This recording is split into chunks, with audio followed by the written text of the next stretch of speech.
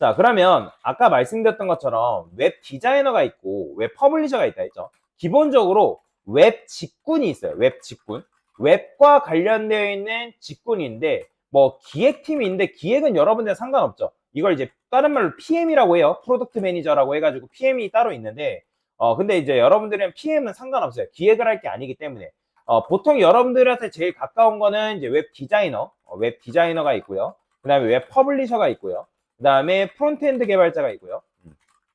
백엔드 개발자가 있습니다. 그러니까 대표적으로 웹 직군으로 따지면 이런 식으로 네 가지로 구분을 지어가지고 설명을 드리는데 여러분들이 위치는 어디냐면 바로 여기에요. 여기. 지금 현 위치가 요겁니다. 그러면 이제 웹 퍼블리셔는 누구랑 일을 하게끔 되어 있냐면 웹 디자이너랑 프론트엔드 개발자랑 굉장히 많은 일을 하게끔 되어 있다. 같이 일을 할 때 회사에 보면 좀 규모가 있는 회사는 퍼블리셔 팀이 따로 있습니다. 퍼블리셔 팀이 따로 있고 그 다음에 디자이너 팀이 따로 있고 개발자 팀이 따로 있어요. 그럼 개발팀이 따로 있기 때문에 웹 퍼블리셔는 디자이너랑 프론트엔드 개발자 사이에서 내용을 주고받고 디자이너가 넘겨준 디자인 시안을 기반으로 해가지고 이제 퍼블리싱, 그러니까 디자인을 기반으로 해서 코딩하는 거 퍼블리싱이라 하는데, 그래서 이제 HTML, CSS 작업을 하는 거거든요. 근데 지금 여러분들이 개발이랑 상관없기 때문에 요거는 이제 필요 없어요.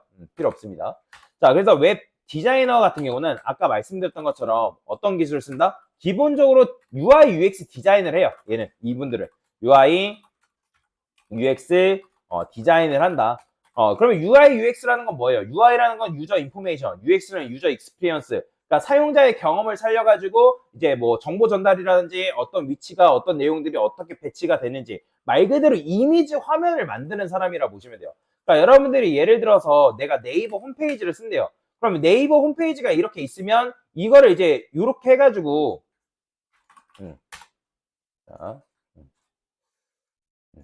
자, 이런 식으로 해가지고 이미지를 만들어 준단 말이에요. 누가? 바로 웹 디자이너들이. 그러면 이런 디자인을 이렇게 줄 거예요. 그러면 여기 이제 디자이너들이 어떤 식으로 배치를 해야 되냐면 뭐 내용들의 디테일이 이렇게까지 있을 수도 있지만 뭐 어떤 구조가 뭐 예를 들어서 여기 너비는 몇이다. 얘는 너비가 뭐 예를 들어서 뭐 1020픽셀이다. 뭐 이런 식으로 명시를 해놓습니다. 이렇게. 그러면 나는 그걸 보고 여기 너비를 맞춰가지고 디자인 코딩을 작성하면 돼요. 코드를 작성하면 되는 거예요. 자, 그게 이제 어쨌든 이제 웹 퍼블리셔가 하는 일인데 웹 디자이너는 기본적으로 포토샵은 기본이에요. 포토샵. 그 다음에 일러스트는 잘 활용은 하지 않습니다. 왜냐면 일러스트 자체를 이제 웹에 넣는 경우가 많지는 않거든요. 근데 포토샵 같은 경우는 어떤 디자인에 편집을 해야 되기 때문에 포토샵은 기본 베이스예요. 그러니까 그냥 디자인을 한다 하면 뭐든지 디자이너는 포토샵이 기본적으로 깔고 들어간다고 생각하시면 돼요. 그 다음에 아까도 말씀드렸죠. UI, UX 디자인 툴이 있다고. UI, 그 다음에 UX 디자인 툴. 그게 이제 뭐가 있냐면 대표적으로 어도비 XD. 어도비 XD. 근데 요즘은 피그마를 굉장히 많이 씁니다. 피그마가 계속 치고 올라오고 있어요. 왜 그러냐면 아까도 말씀드린 돈이 들다 보니까. 기능은 좋아도 비싸요. 비싸다 보니까 사람들은 아무래도 이제 우리가 뭐 공짜 좋아하면 대머리인다라고 하지만 그래도 아무래도 공짜가 좋잖아요. 그죠? 그러니까 피그마를 그래서 선호를 하는 거고 요즘은 AI도 탑재가 되다 보니까 어도비도 마찬가지고 피그마도 마찬가지고 AI가 탑재된 모델로 나와서 디자인을 조금 더 편하게 할 수 있습니다. 내가 AI한테 어떤 디자인 해줘. 그러면 똑같이 디자인 해준단 말이에요. 물론 AI가 구현해준 건 굉장히 좀 별로예요. 그래서 사람의 손길이 탈 수밖에 없습니다. 자, 그래서 어쨌든 이제 이런 식으로 UI, UX 디자인 툴을 이용해서 UI, UX 디자인을 하는 사람이 바로 뭐다? 웹 디자이너다. 그럼 웹 디자이너는 이제 이걸 가지고 뭘 하냐면 기본적으로 뭐 이런 게 있어요. 와이어프레임이라는 작업도 하고요. 그 다음에 목업도 하고요. 스토리보드도 뭐 이런 식으로 형성을 하고요. 그러니까 이런 작업들을 한다라고 생각하시면 돼요. 뭐 궁금하신 분들은 이거 그냥 검색해 보세요. 그러니까 와이어프레임이라는 건 이런 걸 말하는 거예요. 그러니까 웹사이트를 만든다 했을 때 어떤 구조가 어떤 내용들이 들어갈 건지 그러니까 내용을 배치하는 작업을 와이어프레임이라고 얘기하거든요. 이런 식으로. 여기 보면 이렇게 좀 확대 안 되나? 이렇게 합시다. 자, 보시면 이렇게. 그러니까 내가 만약에 모바일 어플리케이션을 만드는데 얘도 기본적인 디자인이 있을 거 아니에요? 그죠? 그러면 디자인 요소가 어떻게 배치가 될 거고 내용들이 뭐가 들어갈 건지 이런 것들을 하는 게 바로 뭐다? 웹 디자이너가 하는 일이다라고 보시면 돼요. 여기 보시면 핸드폰도 마찬가지로 여기 있죠? 이렇게. 그러니까 이렇게 만드는 거예요. 그러니까 이게 이제 와이어 프레임이다라고 보시면 되고, 그러니까 목업이라는 거는 뭐냐면 UI, UX 목업이라고 쳐볼게요. UI, UX 목업. 그러니까 목업 쳐보면 이런 거 만드는 거. 이렇게. 그러니까 내가 이제 모바일 어플리케이션을 출시한다고 하면 기본적으로 메인 화면이 어떻게 나올 건지 이런 걸 이제 목업이라고 얘기하는 거예요. 이게 있어. UI, UX 디자이너들이 하는 게, 그러니까 되지. 웹 디자이너가 하는 일이 바로 이런 거다라고 여러분들이 생각하시면 돼요. 여기 목업 있네요. 한번 볼까요? 이런 거, 뭐, 이렇게. 뭐 어떤 이제 모바일이 있으면 이렇게 이제 쓸 거다. 그래야지만 이제 고객 입장에서는 고객이 이제 어플리케이션 쓰게 되면, 아, 지금 이 어플리케이션은 이런 걸 쓸 수 있구나. 그러니까 이렇게 보는 거죠. 자, 그래서 이제, 요런 걸 하는 사람이 이제 웹 디자이너다라고 보시면 되고, 자, 그러면 웹 퍼블리셔는 뭐냐면, 일단 웹 퍼블리셔가 다루고 있는 기술이 HTML, 그 다음에 CSS, 자바스크립트입니다. 자, 요 세 가지. 요 세 가지라고 보시면 됩니다. 자, 근데 그냥 하냐? 아니에요. 얘분들은 뭘 신경 써야 되냐면, 웹 표준과 웹 접근성에 기반한 코드를 작성해야 됩니다. 코딩. 퍼블리싱을 할게요. 퍼블리싱. 그러니까 웹 표준이라고 하면 뭐냐면, 그냥 간단하게 생각하면 돼요. 웹 표준 또는 이런 걸 크로스 브라우징이라고 얘기하는데, 크로스 브라우징. 여러분들이 웹 브라우저는 하나가 아니라 있어요. 왜냐면 웹 브라우저는 아까도 말씀드렸지만 크롬 브라우저도 있고, 전 세계에서 제일 많이 쓰는 게 크롬 브라우저예요. 오페라도 있고, 파이어폭스도 있고, 우리 국내에서는 네이버 웨일 쓰시는 분도 있고, 마이크로 엣지 쓰는 분들도 있고, 모바일로 가면 뭐 있어요? 삼성 쓰는 사람은 삼성 인터넷 있고, 그 다음에 이제 아이폰 쓰시는 분들은 아이폰 사파리 있죠. 그죠? 그런데 웹 표준이라는 거는 예를 들어서 여러분들이 내가 크롬 브라우저에 맞춰가지고 코딩을 했어요. 그럼 크롬 브라우저에 맞춰놨기 때문에 귀통차게 크롬 브라우저에서는 잘 돌아간단 말이에요. 근데 내가 크롬 브라우저에서 작업한 내용을 파이어폭스 웹브라우저에 돌렸더니 안 돌아가요. 그럼 된다, 안 된다? 안 된다는 거예요. 예를 들어서 사파리에서 어떤 특정 웹사이트 열었는데 사파리에서는 잘 나와요. 근데 삼성 인터넷 들어갔더니 안 나와요. 그럼 된다, 안 된다? 안 돼요.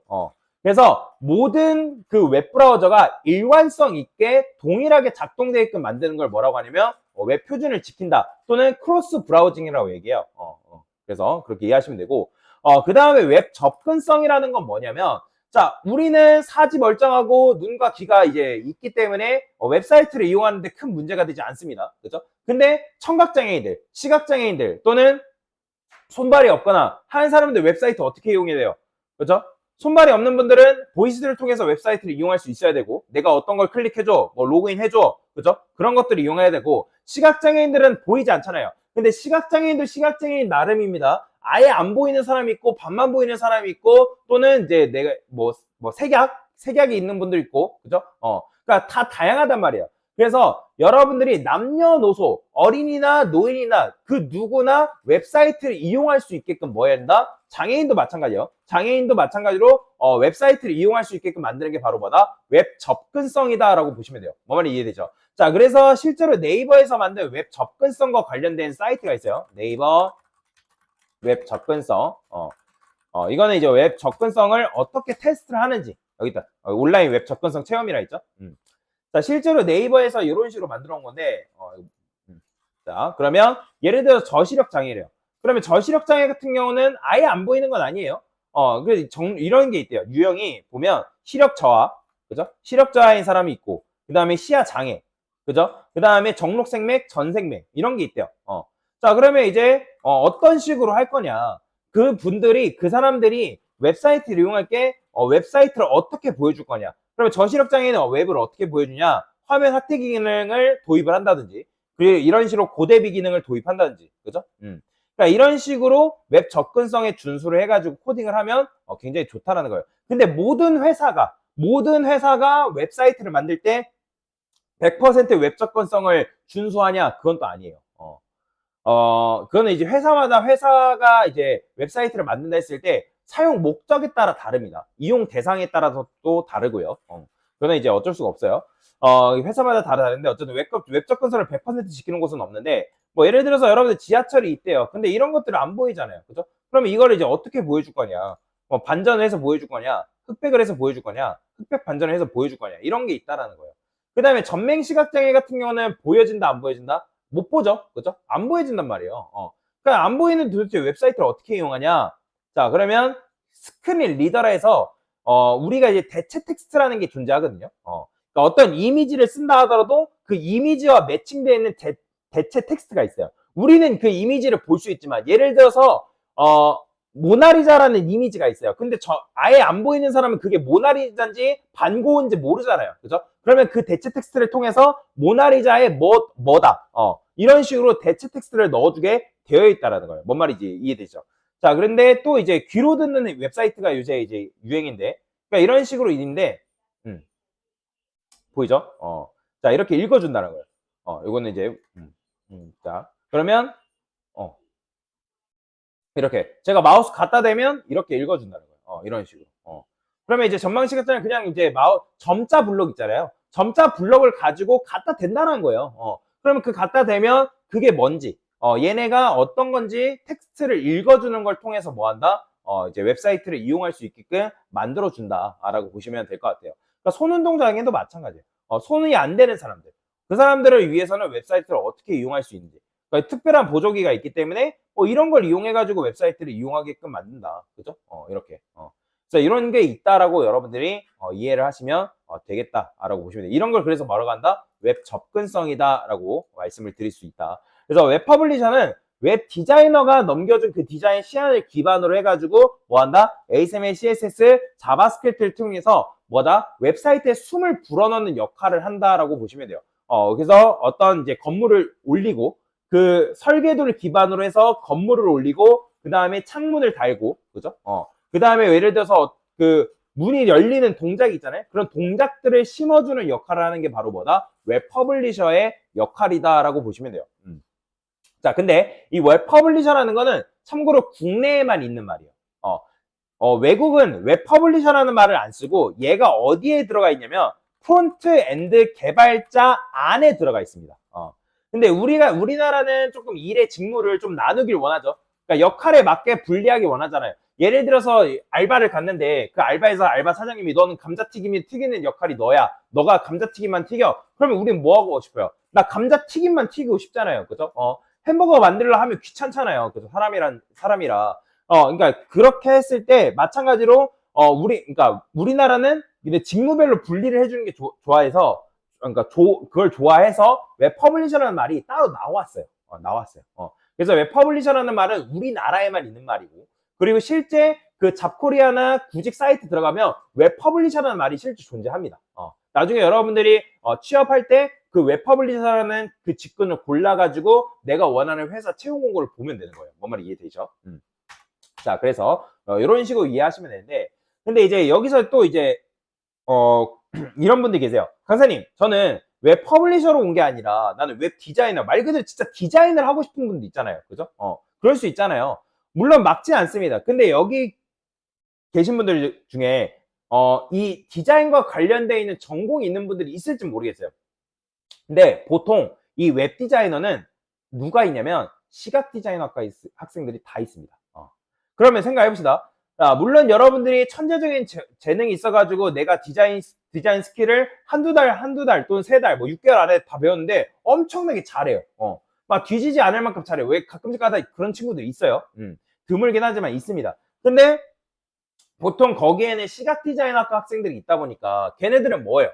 고등학교 때부터 전공 가기 위해서 실기 준비하죠. 그죠? 그 다음에 대학 가서도 그 실기 막 준비하고 막 한단 말이에요. 그러니까 속된 말로 짬밥이 다르다는 거예요. 짬밥이. 그러니까 레벨이 다르다 보니까 내가 단기간에 뭔가를 완성해서 그 디자인 쪽으로 가기에는 사실 무리가 있다는 거예요. 그리고 하더라도 뭐가 안 좋냐면 대부분 웹과 관련된 시장은 어디에 다 몰려있다? 서울에 있습니다. 서울에 다 몰려있어요. 여러분들도 취업 서울로 할 거잖아요. 그죠? 물론 안산에 있으면 베스트겠죠. 집 왔다 갔다 하면서 좋으니까. 그죠? 근데 보통 대부분의 웹과 관련되어 있는 직군은 다 어디에 있냐면 다 서울에 몰려 있습니다. 구로 디지털 단지나 뭐 영등포라든지 강남이라든지 다 있어요. 거기에 다 몰려 있어요. 그러니까 그렇다 보니까 어쨌든 서울로 갈 수밖에 없는 건데 그러면 서울로 갔을 때 웹 디자이너의 초봉이 얼마냐면 가끔씩 이 웹 쪽이 너무 연봉이 엄청 많을 거라 생각하는데 이것도 올랐어요. 디자이너 연봉이 서울 기준 2,400이에요, 여러분들. 2,400. 그러면 이게 연봉이 2,400인데 뭐 이것 따고 저것 떼고 하면 얼마 될까요? 실수령. 월 200 좀 안 되게 금액 받는 거예요. 뭐, 받으면 월 얼마 받겠다? 한 180 받겠네요, 180. 180에서 한 100, 많아도 190인 건데. 근데 180 정도 받는단 말이에요. 그 사대보험 떼고 하면. 이거 가지고 뭐 어떻게 생활하냐는 거예요. 이거 가지고. 그죠? 이거 가지고. 뭐 예를 들어서 여러분들이 뭐 내가 자취도예요. 서울은 기본적으로 월세가 80만 원 이상인데. 그럼 80 내고 100 남았어요. 100 남고 여기에 이제 추가적으로 뭐 빠져나가는 게 있을 거 아니에요. 그러면 50 갖다 한 달 생활해야 되는데 할 수 있을까요? 엄청 힘들죠. 그래서 보통 경기도권 사는 사람들 왜 서울에서 출퇴근을 하겠어요? 너무 비싸기 때문에 그런 거죠. 근데 이제 적은 금액으로 웹 디자이너 취업할 바에는 그래도 많진 않지만 가능성이 있고, 그리고 내가 어떤 역량을 가지고 공부를 하냐에 따라서 연봉이 점차 올라갈 수 있단 말이에요. 그리고 웹 퍼블리셔는 좀 더 공부를 하면 보통 여기서 어디로 많이 넘어가냐면 프론트엔드 개발자로 이직을 많이 합니다. 왜냐면 프론트엔드 개발자가 뭘 다루냐면 일단 요걸 기본적으로 다루고, 얘네가 다루는 거에 플러스 리액트라는 게 있어요. 리액트, 뭐 뷰, 그 다음에 뭐 앵귤러, 이런 것들이 있습니다. 이걸 기반으로 해가지고 웹사이트를 개발을 하거든요. 실제로 프론트엔드 개발자들이. 그래서 웹 퍼블리셔들이 기본적으로 요걸 다룰 줄 안다? 그러면 뭐만 공부하면 될까요? 요것만 공부하면 되는 거예요. 그러면 프론트엔드 개발 쪽으로도 이직이 가능하고, 실제로 프론트 개발자 채용했을 때 퍼블리셔로 일했던 경력을 인정을 해줍니다. 그러면 인정을 해주기 때문에 거기서 이제 여러분들 연봉이 좀 더 올라갈 수 있는 거죠. 그러니까 예를 들어서 지금 이제 이 퍼블리셔도 연봉이 올라가지고 보통 초봉이 얼마 정도 내냐면 정말 안 좋은 데 가면 2,600이에요.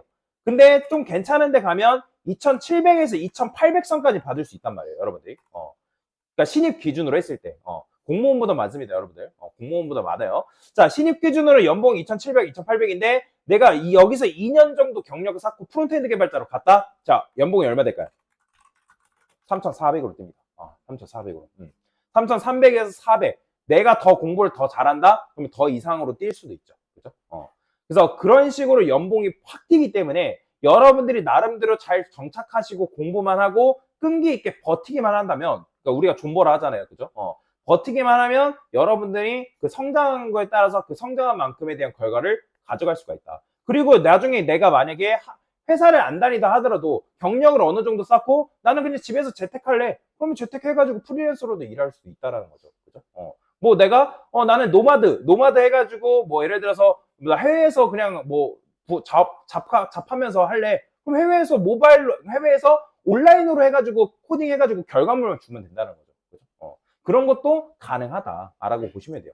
그래서 그게 코딩과 온라인에서 이제 여러분들 온라인이 아니라 코딩을 하는 사람들의 장점인 거예요. 그죠? 그런 부분들이 있다. 자, 그래서 어쨌든 그런 것들이 있으니까. 그래서 웹 디자이너와 웹 퍼블리셔의 차이를 간단하게 알려드린 거다라고 보시면 될 것 같아요. 네, 됐습니다.